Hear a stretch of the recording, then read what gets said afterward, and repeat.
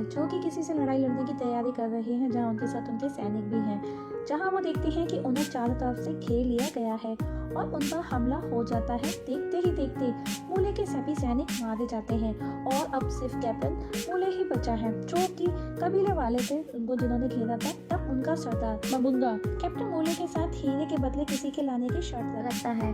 अब दिखाई जाती है मूवी लंदन इंग्लैंड में, जो कि एक हॉल में, जहाँ पर मीटिंग दिखाई जाती है, जहाँ पर सभी लोग बैठे हैं, जहाँ पर मिस्टर फोलम बताता है कि बेल्जियम में राजा लियोपोल्ड ने अपनी तरफ से लॉर्ड गेस्टोट को इनविटेशन दिया है कि वो आजाद कोंगो राज्य का शाही दौरा करें, ताकि वो गुलामी के खिलाफ उनकी कोशिशों का इकरार कर सके और नए कारोबार के रास्ते खोल सके।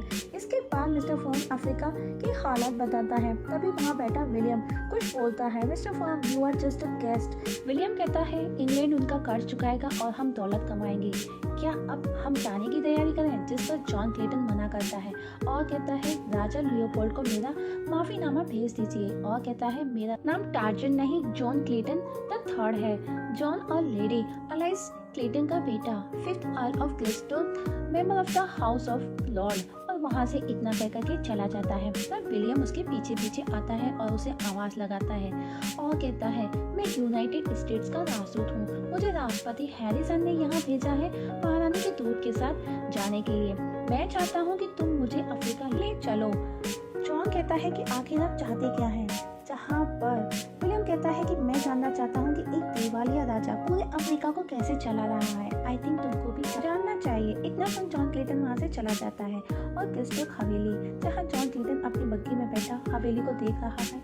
यहाँ पर दोस्तों मूवी फ्लैशबैक में जाती है, जहाँ जॉन के पेरेंट्स दिखाए जाते हैं, जो कि हर तरफ से शिकारियों से घिरे हैं और वो एक ट्री हाउस पर है, जहाँ जॉन के फादर एलेक्स को दफनाते हैं। जॉन, जो कि बहुत छोटा, हर तरफ बारिश हो रही है और जॉन के फादर जंगल में जॉन के साथ है। तभी वहाँ एक गोरिल्ला आता है। जॉन फादर देखते हैं कि वो चारों तरफ से जंगली जानवर भी इस गोरिल्ला उनको घेर चुके हैं, और तभी हम देखते हैं कि गोरिल्ला उन पर हमला कर देते हैं और उसे मार देते हैं। तभी उधर एक गोरिल्ला, जो कि फीमेल है, उनके ट्री हाउस पर जाती है। उसके पास भी खुद का एक बच्चा है, जहाँ जॉन, जो कि बहुत छोटा पालने में था, फीमेल गोरिल्ला उसे उठा लेती है और बाकी के गोरिल्ला उस पर गुस्सा करते हैं।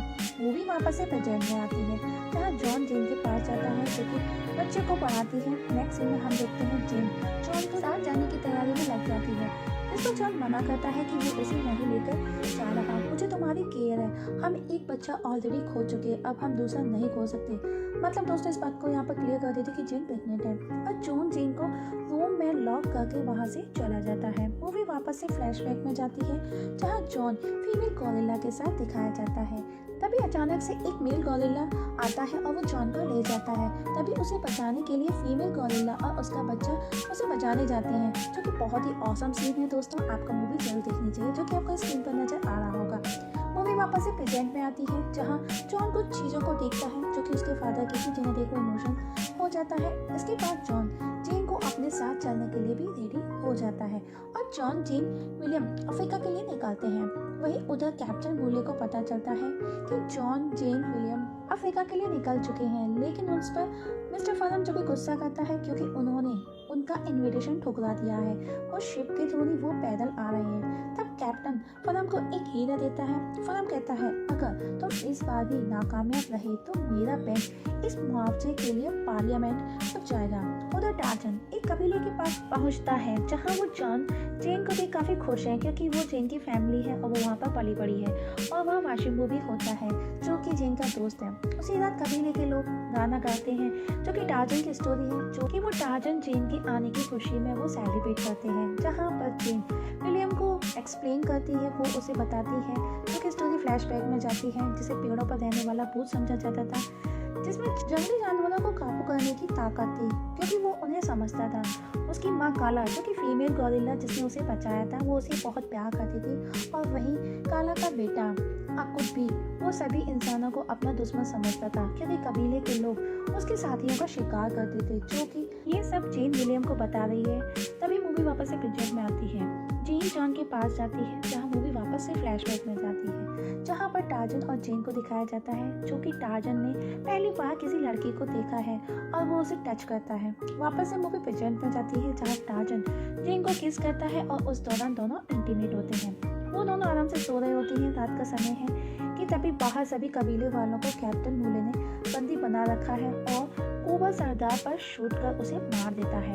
टार्जन उसे बचाने आता है तो उसे धोखे से पकड़कर बंदी बना लेते हैं। इसके बाद टार्जन को लेकर जाते हैं और उनके साथियों को भी कुछ लेकर के जाते हैं। तभी जॉर्ज शूट करने लगता है। उसी दौरान टार्जन उनकी कैद से छूटकर कहीं दूर जाकर के गिर जाता है क्योंकि उसके हाथ पैर बंधे हुए थे। लेकिन वो लोग जेन को पकड़ अपने साथ ले जाते हैं क्योंकि उनको पता है जॉन जेन को बचाने जरूर आएगा। नेक्स्ट डे हम देखते हैं कि जॉन क्रेटो के साथ उनका पीछा करता है। जॉर्ज साथ चलने का बोलता है जिस पर जॉन उस पर गुस्सा करता है कि उसी की वजह से उसकी वाइफ पकड़ी गई है। उधर जहाज पर कैप्टन मूले जेन को बताता है कि जंगलियों का एक कबीला उसके हस्बैंड के टुकड़े टुकड़े करने की फिराक में है। मे भी उसे कट करके खा भी जाए। अब आपका क्या होगा? जेन कहती है जितनी गंदी तुम्हारी सोच है ना उसे भी कहीं ज्यादा गंदी तुम्हारी शक्ल भी है।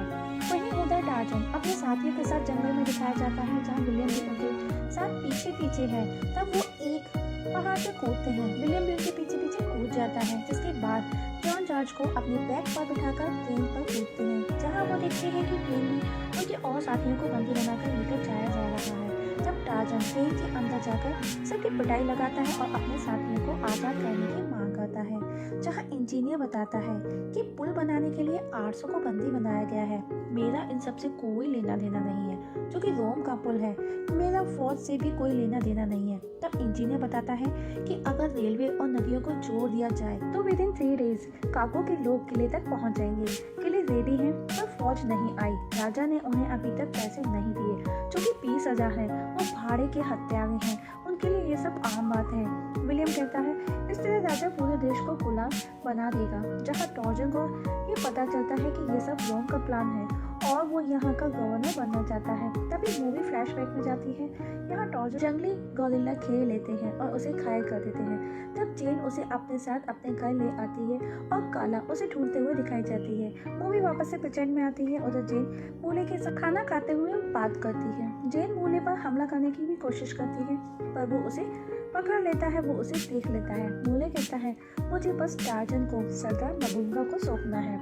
टार्जन ने आखिर ऐसा क्या किया था? इस पर जेन कहती है उसके बेटे को मारा था। जेन बातों के दौरान फिर से एक चाकू उठाती है। मूले देख लेता है और वो ले लेता है। वहीं उधर टार्जन और विलियम मंगानी के लिए निकलते हैं और वो मंगानी पहुंचते हैं जहां टार्जन का सामना उसके भाई अकुट से होता है, मिस काला के बेटे। अकुट भी बहुत ज्यादा गुस्से में है क्योंकि उसका मानना है कि उसने दगा दिया है। फिर उन दोनों के बीच फाइट होती है। सुपर मूवी है दोस्तों।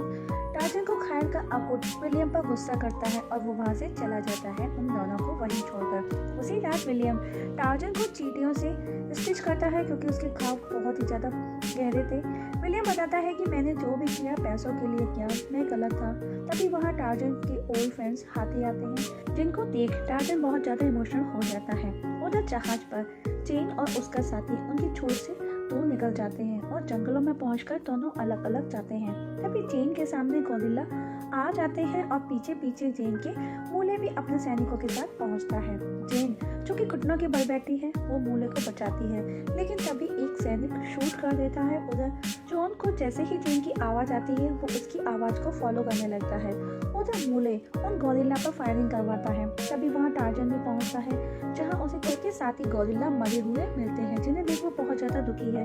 उधर मूले जेन को लेकर जाता है। तभी उन्हें टार्जन की आवाज आती है क्योंकि वो जेन को आवाज लगाता है। जहाँ मूवी फ्लैशबैक में दिखाई जाती है एक कबीला काला गोरिल्ला को मार देता है जिस पर वो उस पर गुस्सा करता है और उस आदमी कबीले को मार देता है। वो भी वापस से प्रेजेंट में आती है। टार्जन मबूंगा के पास पहुंचता है जहां जेन भी कैद है। तब टार्जन और मबूंगा के बीच फाइट होती है। वहीं विलियम भी उसके पीछे पीछे आ जाता है और वो जॉन के पास पहुंचता है जो कि ये सब वो छिपकर देख रहा था। तभी हम देखते हैं कि मबूंगा जो कि वही आदमी है कि टार्जन ने काला को मारा था, वो उसका पिता था। विलियम भी सामने आ जाता है। तभी हम देखते हैं कि टार्जन मबूंगा को अपने कब्जे में कर लेता है। देखते ही देखते वहाँ ढेरों गोरिल्ला आ जाते हैं और वो टार्जन को बचाने की कोशिश करते हैं। तब विलियम बताता है कि रोम तुम्हारा सफाया कर देगा। नेक्स्ट सीन में टार्जन मूले का पीछा करता है। मूवी अब दिखाई जाती है पोर्ट ऑफ परमानेंट जहाँ हजारों सैनिक हैं। टार्जन विलियम भी वहाँ पहुँच चुके हैं। तब टार्जन अपने दोस्तों को इकट्ठा करता है और देखते देखते वहाँ सैकड़ों जानवर आ जाते हैं और मूले पर अटैक कर देते हैं और उधर ट्रेन से कबीले वाले भी आ जाते हैं। मूले चेन को लेकर भागता है और उसे एक हुक से लटका देता है, पर टार्जन उसे बचा लेता है।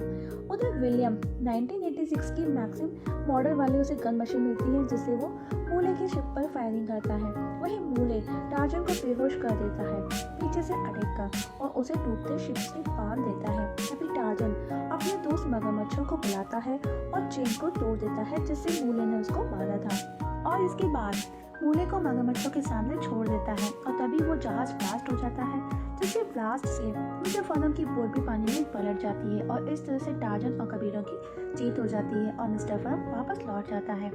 जेन को जॉन नजर नहीं आता और वो दुखी और परेशान है। तभी पीछे से जॉन आता है और वो दोनों एक दूसरे के गले लगते हैं और एक दूसरे को किस करते हैं।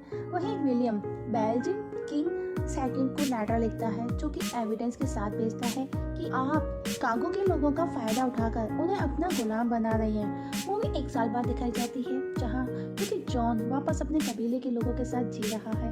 जॉन अपने साथियों के साथ बैठा है, जहां सब लोग खुशी मनाते हैं क्योंकि जेन को एक बेबी हुआ था। और दोस्तों मूवी यहाँ पर हैप्पी एंडिंग हो जाती है। दोस्तों आप लोगों की एक छोटी सी रिक्वेस्ट है, अगर आप इस चैनल पर नए हैं तो प्लीज़ सब्सक्राइब करना ना भूलिएगा। और हाँ, वीडियो का पसंद है तो लाइक और शेयर भी कर दीजिएगा और आपके कीमती सुझाव कमेंट सेक्शन में कमेंट करके जरूर बताइएगा। वीडियो देखने के लिए